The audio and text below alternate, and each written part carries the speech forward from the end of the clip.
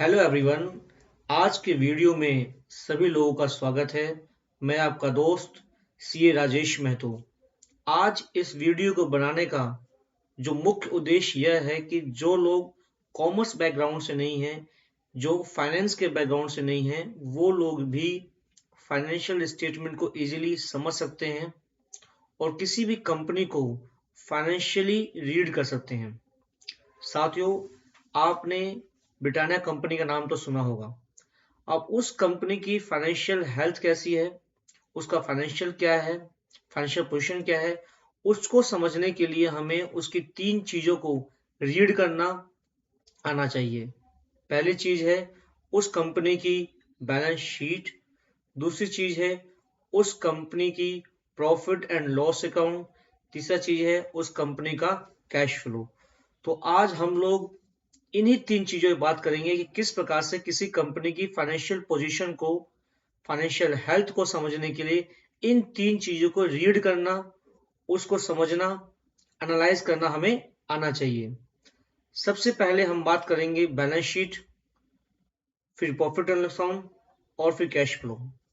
उससे पहले मैं आप लोगों से बात करना चाहता हूं कि फाइनेंशियल ईयर क्या होता है। हिंदुस्तान के अंदर जितनी भी कंपनियां हैं वो अपनी कंपनियां अपने बुक्स ऑफ अकाउंट्स यानी कि फाइनेंशियल स्टेटमेंट एक फाइनेंशियल ईयर के अंदर बनाती हैं। और हिंदुस्तान का फाइनेंशियल ईयर 1 अप्रैल से स्टार्ट होकर 31 मार्च को जाकर खत्म होता है, 12 महीने का होता है। जैसे कि पिछला जो फाइनेंशियल ईयर बीता है वह गया है 1 अप्रैल 2022 से 31 मार्च 2023। इस तरह से हर फाइनेंशियल ईयर की शुरुआत अप्रैल से ही होती है और वह 31 मार्च को जाकर खत्म होता है। यह फाइनेंशियल ईयर होता है। इस फाइनेंशियल ईयर में ही बुक्स ऑफ अकाउंट्स बनता है। अब हम बात करते हैं कि बैलेंस शीट क्या होता है। साथियों, जैसे कि मान लो आपको कोई बिजनेस स्टार्ट करना है। बिजनेस स्टार्ट करने के लिए क्या चाहिए? फंड चाहिए, पैसा चाहिए। अगर आप कोई भी बिजनेस स्टार्ट करना चाहते हैं तो आपको पैसा चाहिए। पैसा कहाँ से आएगा? पैसा या तो आप खुद लगाओगे, या मार्केट से लेके आओगे, या दोस्तों से लेके आओगे। तो जो प्रमोटर होता है, जो ओनर होता है उस कंपनी का, जो इनिशियल कैपिटल को लगाता है, उसे हम ओनर्स इक्विटी कहते हैं, यानी ओनर्स फंड कहते हैं। वही हमारी बैलेंस शीट में आती है इक्विटी शेयर कैपिटल के नाम से। उसी को हम ओनर्स कैपिटल भी कहते हैं, यानी कि वह पैसा जो ओनर लगाता है उसे हम इक्विटी शेयर कहते हैं, या फिर ओनर्स फंड कहते हैं, यानी प्राइमरी फंड होता है।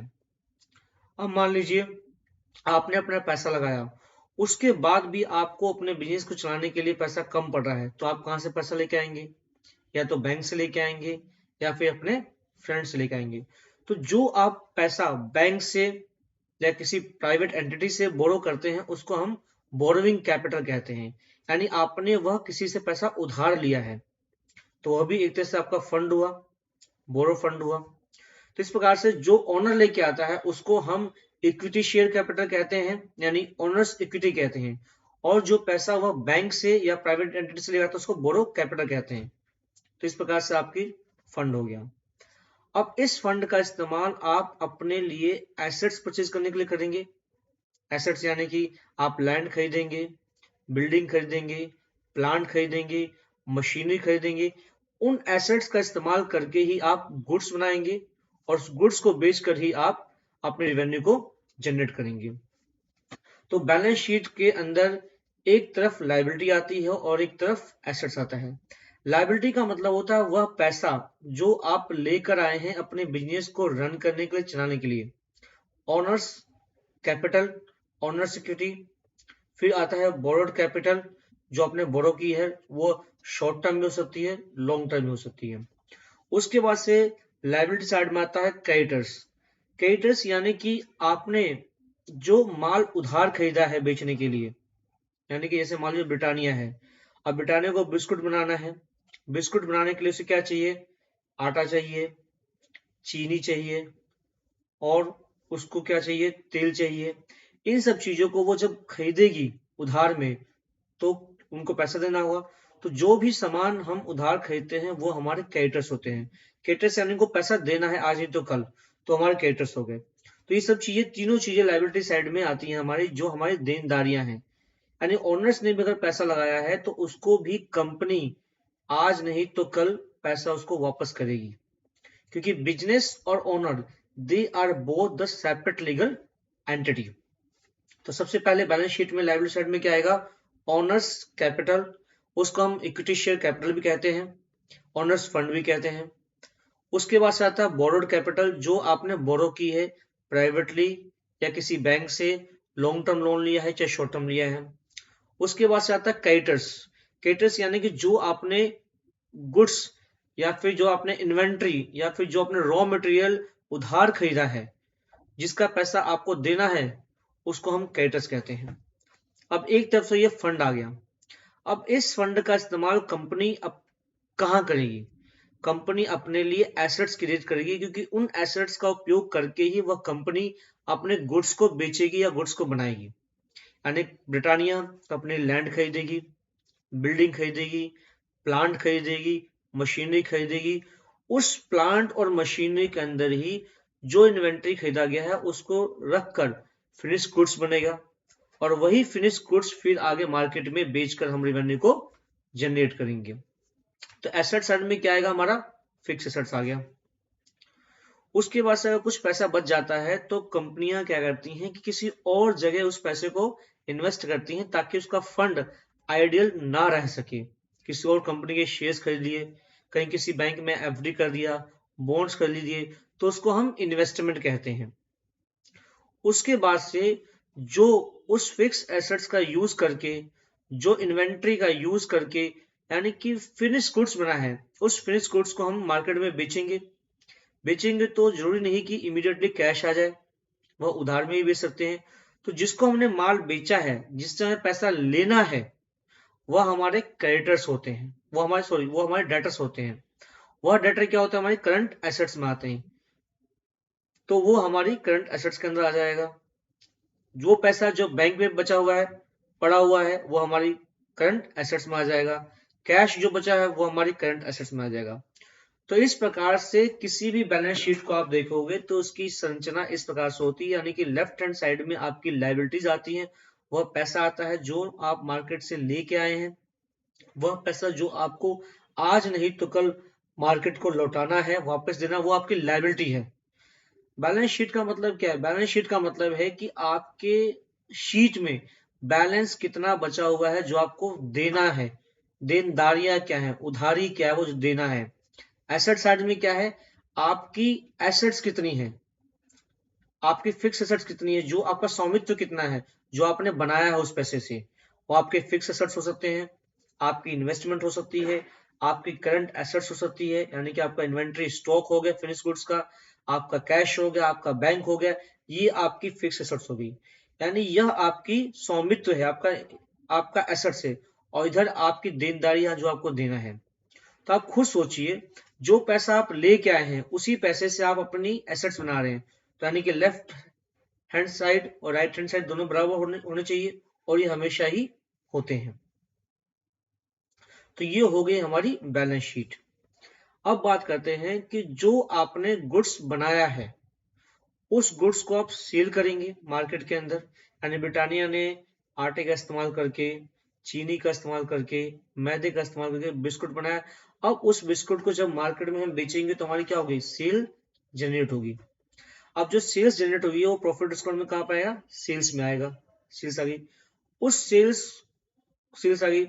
अब उस सेल्स को करने के लिए हमारे पास कुछ खर्चे होंगे, ऑपरेटिंग एक्सपेंस होगा, उसको हम डेबिट साइड में डालते हैं खर्चों में। इधर राइट हैंड साइड में हमारी कमाई आ गई, हमने सेल किया है, और लेफ्ट हैंड साइड में हमारी क्या हो गए? खर्चे आएगा, जो उसको खर्चे जो हमने सेल करने के लिए खर्चे किए हैं।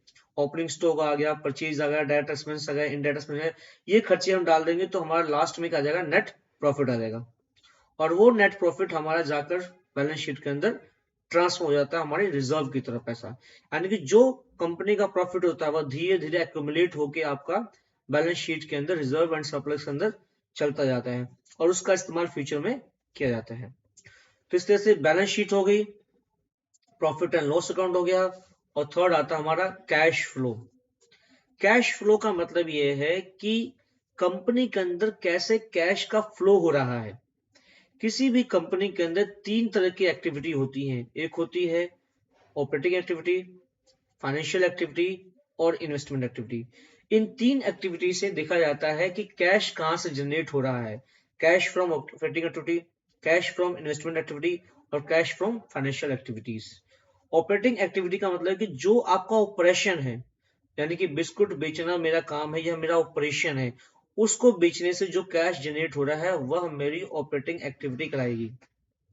फाइनेंशियल एक्टिविटी यानी कि मैंने कोई लोन लिया है या लोन रीपे किया है, तो लोन लिया है तो कैश आया है, लोन रीपे किया तो कैश गया है, तो ये फाइनेंशियल एक्टिविटी होगी। इन्वेस्टमेंट एक्टिविटी, अगर मैंने कहीं एफडी की है, एफडी पे कोई इंटरेस्ट आया है, एफडी मैच्योर हुई है, तो या फिर कोई एसेट्स खरीदा है, एसेट बेचा है, उससे जो पैसा कैश का आना और जाना हो रहा है, उससे हमारा कैश का मूवमेंट हो रहा है। तो ये तीन एक्टिविटीज हम देखेंगे कि हमारा कैश का फ्लो कैसा है। इस प्रकार से हम पता कर सकते हैं कि हमारा कैश फ्लो सही है कि नहीं। और जिस कंपनी के अंदर कैश फ्लो, कैश होता है, फ्री फ्लो कैश होता है, वह कंपनियां मजबूत होती हैं और उन कंपनी का मौका होता है कि वह अपने ब्रांचेस को, अपने बिजनेस को एक्सपेंड कर सकती हैं, या एक संकेत होता है कि वह कंपनी फ्यूचर में जाके एक ग्रोथ कंपनी बन सकती है क्योंकि उसका कैश पड़ा हुआ है। तो इस प्रकार से अगर हम किसी भी कंपनी को एनालाइज करना चाहते हैं तो उसकी इन तीन चीजों को हमें समझना होगा कि बैलेंस शीट क्या होती है, प्रॉफिट एंड लॉस अकाउंट क्या होता है और कैश फ्लो क्या होता है। तो अगर मैं समराइज करूं तो बैलेंस शीट वह शीट होती है जहां पर आपके साल के आखिर में, फाइनेंशियल ईयर के एंड में बैलेंस होता है कि कितनी आपकी देनदारियां हैं, आपकी लायबिलिटी कितनी है और कितना आपने एसेट्स क्रिएट किया है। लायबिलिटी साइड में क्या आएगा, सबसे पहले आएगा आपका ओनर्स कैपिटल यानी इक्विटी शेयर कैपिटल आएगा।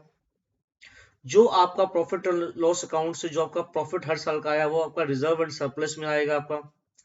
फिर आपने जो मार्केट से पैसा उठाया है, आपने लोन से पैसा लिया है, बैंक से पैसा लिया है, वो आपकी बोरो कैपिटल आएगी, बोरोड कैपिटल आ गई, जो कि शॉर्ट टर्म में हो सकती है, लॉन्ग टर्म में हो सकती है। उसके बाद से मार्केट से जो आपने माल उधार खरीदा है फिनिश गुड्स बनाने के लिए, वो क्रेडिटर्स होते हैं, जिनको आपको पैसा देना है वो क्रेडिटर्स हो गए।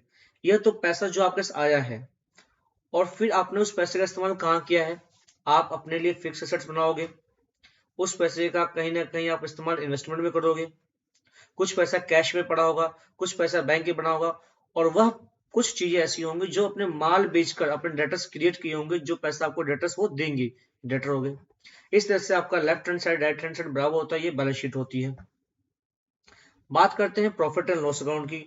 तो प्रॉफिट एंड लॉस अकाउंट के अंदर राइट हैंड साइड के अंदर आपकी सेल्स आती है कि कितना आपने माल बेचा साल के अंदर, बिटारिया ने पूरे साल के अंदर इस दौरान के अंदर कितने बिस्कुट बेचे। लेफ्ट हैंड साइड में आता है कि खर्चा आता है, यानी कि आपका डायरेक्ट एक्सपेंस और इनडायरेक्ट एक्सपेंस आता है। उस सेल में से जब ये दोनों खर्चे घट जाते हैं तो आपका नेट प्रॉफिट आता है कि साल में अपना कितना नेट प्रॉफिट कमाया। हमें उस कंपनी के अंदर ही इन्वेस्टमेंट करनी चाहिए जहां पर साल दर साल उनका ऑपरेटिंग मार्जिन बढ़ रहा है, इंक्रीज हो रहा है, लॉस मेकिंग कंपनी ना हो। फिर थर्ड आता है हमारा कैश फ्लो स्टेटमेंट। जिस कंपनी के अंदर कैश जनरेट नहीं हो रहा, फ्री फ्लो कैश नहीं है, तो वो कंपनी एक्सपेंड कहाँ करेगी, अपने ब्रांच कहाँ खोल पाएगी। इसलिए हमें उस कंपनी को ढूंढना है जहां पर कि कैश फ्लो हो, जहां की फ्री फ्लो कैश बना हुआ है, उसके अंदर हमें इन्वेस्टमेंट करनी है। तो साथियों, इस तरह से मैंने यह तीन चीजें बताई हैं जो कि फाइनेंशियल स्टेटमेंट है, जिसको समझकर हम लोग किसी कंपनी को एनालाइज कर सकते हैं कि वह कंपनी कैसी है। अगर आपको यह वीडियो अच्छा लगा तो उसको लाइक कीजिए, सब्सक्राइब कीजिए, अपने दोस्तों के साथ शेयर कीजिए। मैं आपका दोस्त ये राजेश महतो, और मैंने सरल भाषा में समझाने की कोशिश की। जिनका बैकग्राउंड कॉमर्स का नहीं है, जो फाइनेंस को नहीं समझते हैं, वो भी मुझे लिंक में फोन नंबर पे व्हाट्सएप कर सकते हैं, और कोई भी इश्यू हो, कोई भी चीज हो, मुझसे पूछ सकते हैं। बहुत बहुत धन्यवाद सभी का साथियों, बहुत बहुत धन्यवाद।